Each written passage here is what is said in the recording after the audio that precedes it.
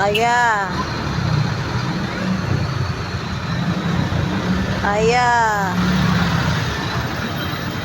Aya. Aya.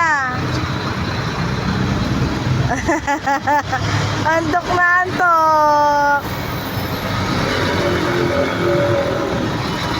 Antok ka na? Sabi ko sa'yo, iwan ka na lang sa bahay.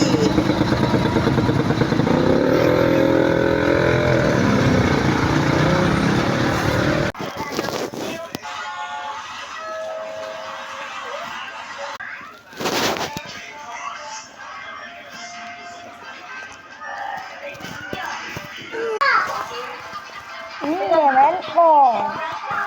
Ang dami na napauwi naman sa Pilipinas. Napauwi? Kasi, report, illegal. Ay, gano'n. Parang PNP? Di ba pag ganyan ka lang, hindi ka mahuli? Wala na, nag-aaral na, bilikot mo. Marami pa yung PNP doon? Sobra, million.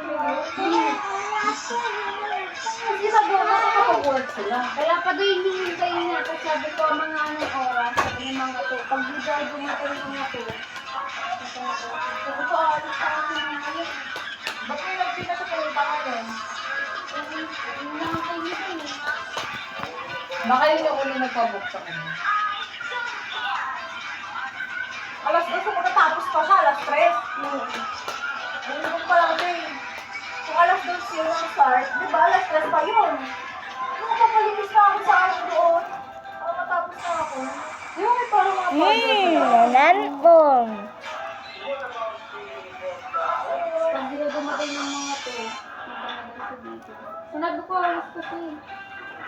Pero importante pa siya, dapat isip ang importante eh. Oo, dapat punta na siya dito. Hindi ko siya yan eh. Hindi sana natapos na siya. Nine. Bakit ka ba linis na naman ako? Check ano tatay?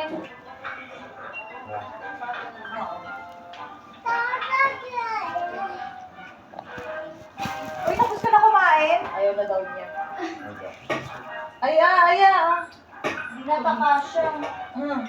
Bakainin mo nga. Tapo mo yan. Bakainin mo nga yung kasabi ni Aya, sayang niya. Diba? Oo. Ay, di saan pumunta yun? Ito na, ikaw na. Tapos ka na. Tapos na ako. Negosyo niya yan eh. Kainin mo yan pa, parang hindi masayang. Ilang ka tubig mo? Opo. May tita Jack yan eh. Akin yan. Dala na yan. Matapo na yun sa'yo. Uy, huwag kang mabuti yan.